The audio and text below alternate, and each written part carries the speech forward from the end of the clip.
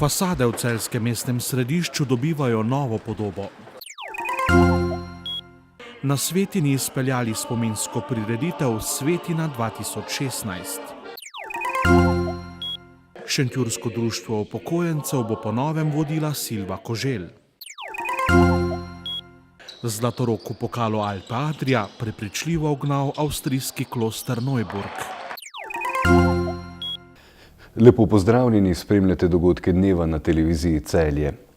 V celjskem mestnem središču v teh dneh prenavljajo kar nekaj stavb. 5 naložb sofinancira tudi mestna občina Celje. Slednja želi s finančno pomočjo pomagati lastnikom objektov v mestnem središču pri prenovi spomeniško zaščitenih objektov in tako polepšati izgled mestnega jedra. V sklopu evropskega projekta EPO Urban, ki je potekal med letoma 2012 in 2014, je mestna občina Celje iskala možnosti za obnovo stavb v starem mestnem jedru in že takrat v sodelovanju s strokovnjaki pripravila nekatere rešitve v želji po razvoju in urejenosti mestnega središča. Osnovni namen tega projekta je pa bil, da bi v bistvu ugotovili, kako stimulirati privatne lastnike zgodovinskih stavb, da bi bolj aktivno obnavljali svoje stavbe. Poleg tega so praviloma obnove teh historičnih stavb predstavljajo za lastnike velik strošek, ki ga, bom rekel, kar praviloma sami ne zmorejo. In iz vseh teh razlogov smo se na mestni občini Celje pač odločili, da lastnikom ponudimo pomoč pri pripravi projektov prenove in pa seveda, da jim zagotovimo nekaj denarja za sofinanciranje teh obnov. Tako so letos razpis za sofinanciranje obnove fasad in streh objektov v starem mestnem jedru objavili tretjič in znova v proračunu občine za ta namen zagotovili 100 000 evrov. Mi sofinanciramo 50% investicije za ulične fasade, oziroma 30% za investicijo tisti, ki se odločijo za ulično fasado in pa streho hkrati. S tem, da za ulične fasade, na eno ulično fasado bi rekel, sofinanciramo lahko do največ 50 000 evrov, oziroma za streho do največ 20 000 evrov. Na razpis je letos prispelo 12 vlog. Od tega smo jih po razvrstitvi izbrali 4.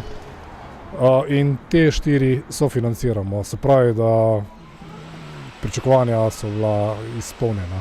Letos sofinanciramo, se pravi, objekte Cankarjeva 4, ki je v ozadju, potem Stanetova 4, Prešernova ulica 6 in pa Glavni trg 6. Dela na Glavnem trgu so že zaključena, ostale objekte obnavljajo v teh dneh. V 3 letih bo tako tudi s pomočjo občinskega sofinanciranja obnovljenih 14 stavb. Zanimiv je tudi podatek, da bi obnova vseh na razpis prijavljenih objektov stala kar 745 000 evrov. Združenje borcev za vrednote NOB Celje je pripravilo spominsko prireditev Svetina 2016. Zakaj se borimo, zakaj v partizane? Pred podružnično osnovno šolo na Svetini so srečanje posvetili 75-letnici ustanovitve Osvobodilne fronte, boju prve celjske čete v letu 1941, prihodu 14. divizije na Štajersko in odhodu 130 rudarjev iz Pečovnika v partizane septembra 1944. V srečanju na Svetini so to soboto proslavili več zgodovinsko pomembnih dogodkov. Zelo smo veseli, da smo danes tu počastili spomin na legendarni pohod 14. divizije na Štajersko, nadaljevanju prve celjske čete in da smo praznovali tudi 75. obletnico ustanovitve Osvobodilne fronte slovenskega naroda in pa seveda 25 let nove slovenske države, ki smo jo dobili leta 1991. Naši borci za vrednote NOB, s katerimi se trudimo in borimo, da bi prenesli to pomembno obdobje 41-45 tudi na naše mlade. Zato bomo tudi v naslednjih dneh nadaljevali Svetino 2016 s taborom mladih in upam, da bojo se ga udeležili čim več srednješolcev iz Celja. Srečanje z naslovom Zakaj se borimo in zakaj v partizane so pripravili v organizaciji Združenj borcev za vrednote NOB Celje v sodelovanju s krajevno skupnostjo Svetina in prostovoljnim gasilskim društvom Svetina ter kulturno-umetniškim društvom Zarja Trnovlje Celje, moškim pevskim zborom pod gradom Celje ter harmonikarjem Stankom Mikolo. Na območju Celjske pokrajinske zveze društev upokojencev velja Šentjursko za enega večjih. Lahko se pohvali, da je edino izmed 74 društev, ki ima status humanitarne organizacije. Pred kratkim je vodenje društva prevzela Silva Koželj, ki je na predsedniškem mestu nasledila Stanislava Zupanca, ki je društvo vodil nepopolne 3 mandate. Društvo upokojencev Šentjur je bilo ustanovljeno oktobra 1950 in je po skromnih začetkih preraslo v enega večjih v regiji. V šentjurski občini sicer deluje več tovrstnih društev, osrednje pa trenutno šteje 868 članov. Kot rdeča nit našega delovanja nas ves čas vodi želja po druženju in medgeneracijskem povezovanju, kakor tudi socialno, zdravstveni in humanitarni dejavnosti. Ne gre prezreti tudi naših poverjenic in prostovoljk, ki v okviru projekta Starejši za starejše za boljše življenje doma skrbijo prav za najranljivejšo populacijo našega članstva.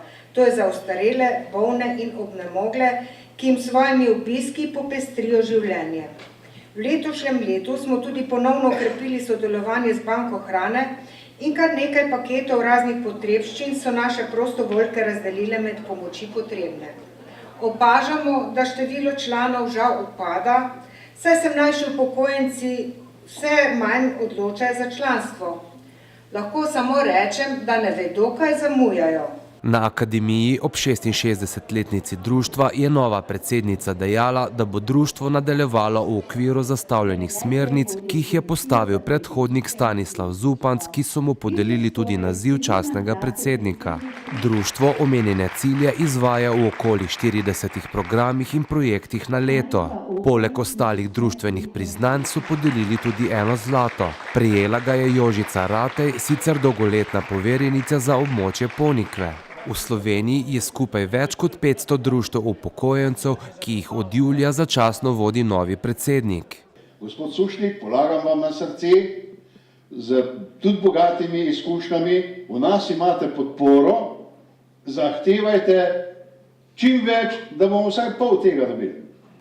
V društvu upokojencev na ljudje upokojenci tisto počnejo, kar jim najbolj paše. Naj zapustijo svoje zapečke, naj hodijo ali na športna tekmovanja, ali športno udejstvovanje, ali na kulturo, prosveto, karkoli hočejo početi, to je izrednega pomena.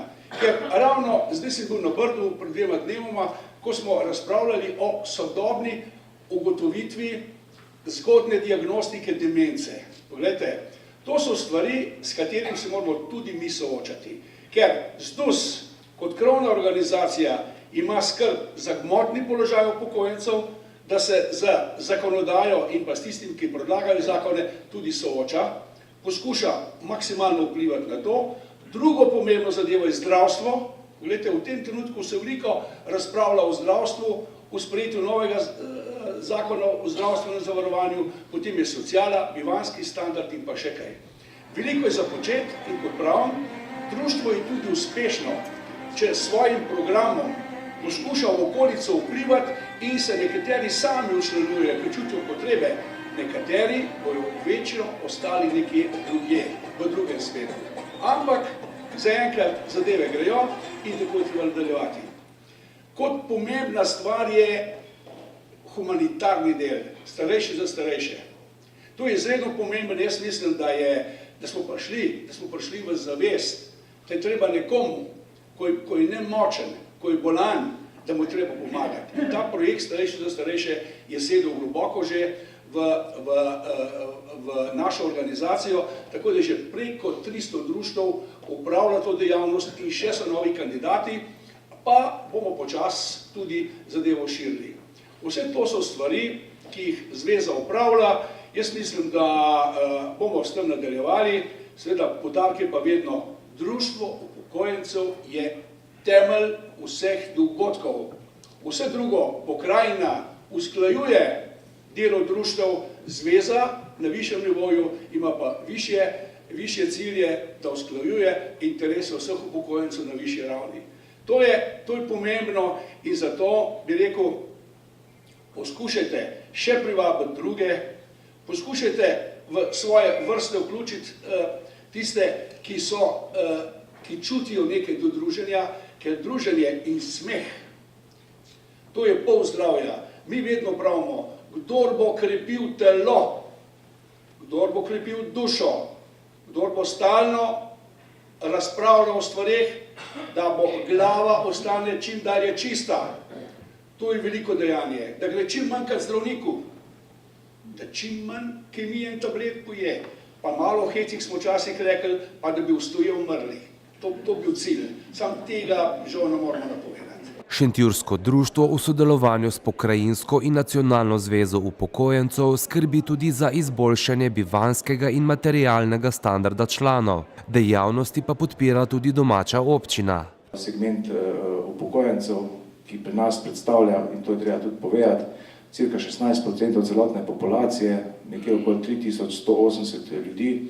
Tudi ta segment je potrebno seveda upoštevati in mu pomagati in pa seveda, kar je zelo pomembno, tudi če si sami pomagate med sabo, se pravi, govorimo o projektu Starejši za starejše, se meni zdi to osebno zelo, zelo pomembno in ta projekt recimo med drugim tudi občina Šentjur financira in ga bo tudi še v bodoče financirala. Prireditev v Ipavčevem kulturnem centru je zaznamoval tudi bogat kulturni program.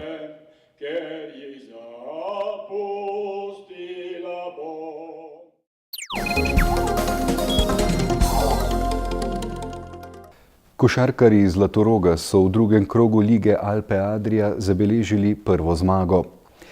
Po visokem porazu v uvodnem krogu na gostovanju v Osijeku so tokrat v domačih Treh lilijah prepričljivo 94-59 premagali avstrijski Klosterneuburg Dax. Jan Špan je dosegel 28, Ramo Rizvič pa 23 točk. Laški košarkarji so proti Avstrijcem prevladovali skozi celotno tekmo. Zmaga bi lahko bila še precej višja. V bistvu odigrali smo tako, kot smo si želeli. Priložnost so dobili vsi igralci, tudi tisti, ki malo manj igrajo. Najvažnejše je pač v tem trenutku, da ni bilo nobene poškodbe, da smo opravili, vsaka tekma je boljša kot trening, tako da vidimo, kako igralci reagirajo na ločene postavitve nasprotnika, ločene variante. Treba čim prej vse skupaj pozabiti in se osredotočiti na sobotno tekmo v Domžalah, ki je za nas mnogo bolj pomembna kot ta nocoj.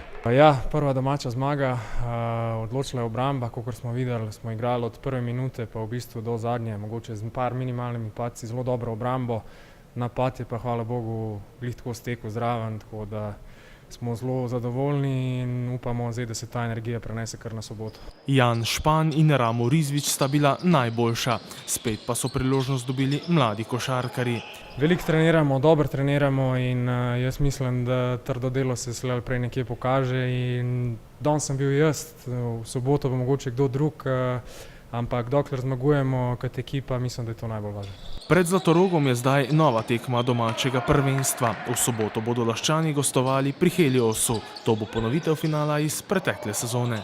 Nismo si jih še pogledali iskreno, zdaj nas čaka 2 dni analize, ampak sigurno z belo zastavo ne gremo nikamor, ne. Je pa to, vse vemo od lani, kako je bilo v finalu, zelo težko gostovanje.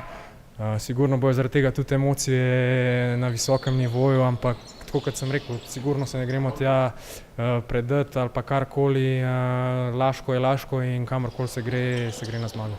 Sobotna tekma med Heliosom in Zlatorogom se bo v Domžalah začela ob 16.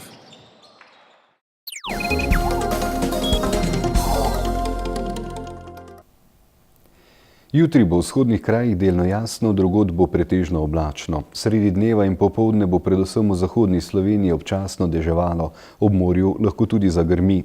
Najnižje jutranje temperature bodo od 3 do 7, na Primorskem okoli 10, najvišje dnevne od 9 do 16, ob morju do 19 stopinj Celzija. V noči na soboto se bo ob morju okrepil jugo, v soboto bo spremenljivo do pretežno oblačno, padavine, deloma plohe in nevihte bodo že zjutraj zajele zahodne kraje in se dopoldne postopno razširile nad večji del Slovenije. Popoldne bodo oslabele in do večera večinoma ponehale. V nedeljo bo pretežno oblačno, le na zahodu se bo popoldne delno zjasnilo. Spremljali ste dogodke dneva na televiziji Celje. Hvala lepa za vašo pozornost, do prihodnjič pa lep pozdrav in srečno.